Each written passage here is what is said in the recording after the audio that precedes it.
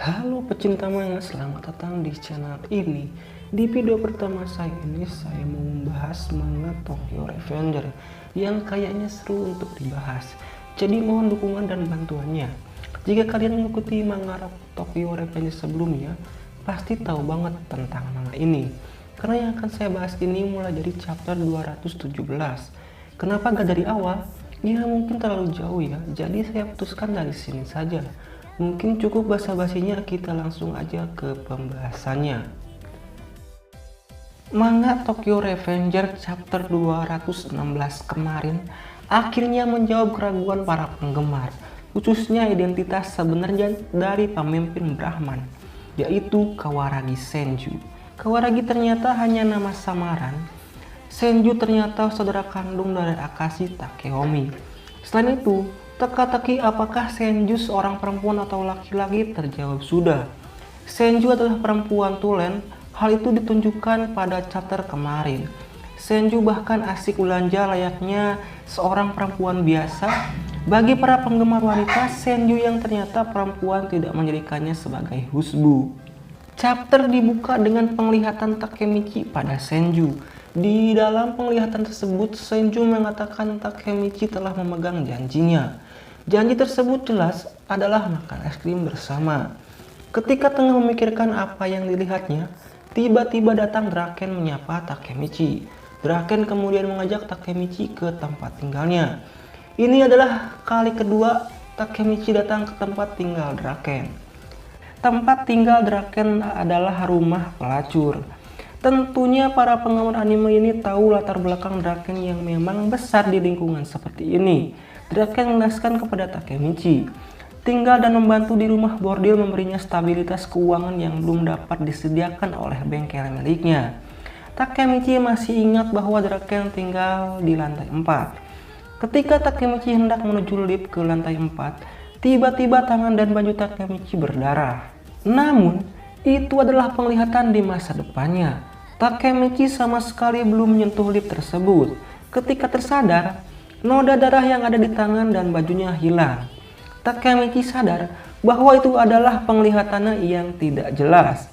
Sama seperti penglihatan pada Kawaragi Senju yang tengah sekarat. Akhirnya, mereka berdua sampai di lantai 4. Draken kemudian memperkenalkan Takemichi pada seseorang yang telah membesarkannya. Takemichi kemudian membungkuk tanda rasa hormat. Ketika hendak memasuki kamar, para pelacur tersebut kompak menyapa Draken. Takemichi bertanya, apakah para perempuan tersebut adalah perempuan yang sama dengan sebelumnya? Draken kemudian menjawab, tidak satu pun dari mereka. Menurut Draken, dunia selalu berubah. Ketika sampai di kamar, tempat tersebut terlihat besar dari sebelumnya. Draken mengatakan dirinya harus meninggalkan ruangan lamanya. Jadi, Draken mendapatkan ruangan baru. Ruangan tersebut menjadi kamar milik Draken. Takemichi kemudian melihat begitu banyak foto Touman, bahkan foto dirinya ketika menjadi anggota Touman dipajang di sana. Kemudian ada foto Emma. Draken mengatakan dirinya selalu bermimpi tentang Emma. Di dalam mimpi tersebut, Emma mengatakan Draken harus membantu Mikai. Draken sendiri mengatakan bahwa ia tidak bisa meninggalkan Mikai. Mungkin karena itulah Draken memilih bergabung dengan Brahman. Draken kemudian bertanya kepada Takemichi, seperti apa Mikai di masa depan? Takemichi menjawab, Mikai di masa depan terlihat kurus dan kurang tidur dan terlibat dengan organisasi kriminal Bonten. Takemichi kemudian melanjutkan, Mikai tidak bisa menahan impulsivitas gelap. Hinata berhasil selamat. Takemichi mengatakan seharusnya semua orang selamat dari kematian.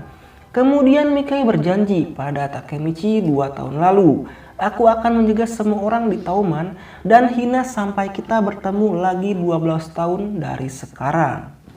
Takemichi mengatakan masa depan datang seperti yang dijanjikan. Akan tetapi Mikai tidak bahagia. Mendengar hal ini, Draken menyatakan bahwa Mikai sudah memikirkan masa depan 2 tahun lalu. Alasannya untuk menghindari teman lama Toumannya. Mikai telah mengalahkan Draken, Mitsuya, Chipuyu, dan Paihan. Hal itu menyebabkan mereka sangat takut dan membenci Mikai. Draken sendiri tidak tahu persis apa itu impulsivitas gelap. Mungkin saja itu adalah cara Mikai untuk menjadi seorang peri lain.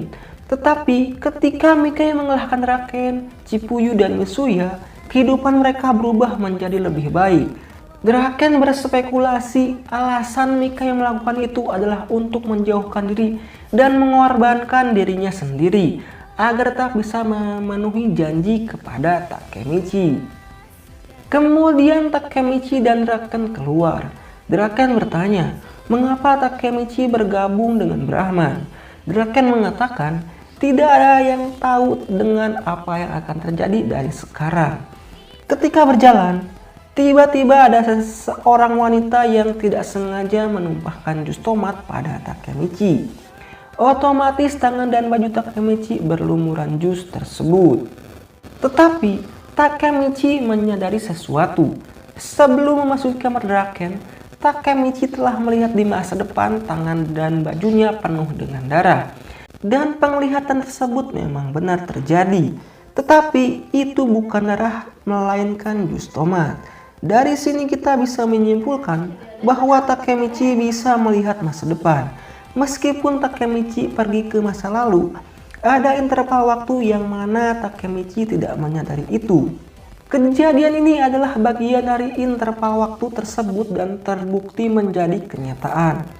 Pertanyaannya adalah bagaimana dengan penglihatan Takemichi tentang Senju yang sekarat? Apakah benar Senju akan mati seperti yang dilihatnya? Hal tersebut karena pada chapter kali ini penglihatannya tentang jus tomat yang sepotong-sepotong tersebut kenyataan. Nah, mungkin saja kematian Senju benar-benar terjadi. Akan tetapi kita juga tidak tahu apakah Takemichi bisa mengubah takdir tersebut atau tidak. Masih banyak misteri yang belum terungkap. Tentu saja chapter selanjutnya patut ditunggu.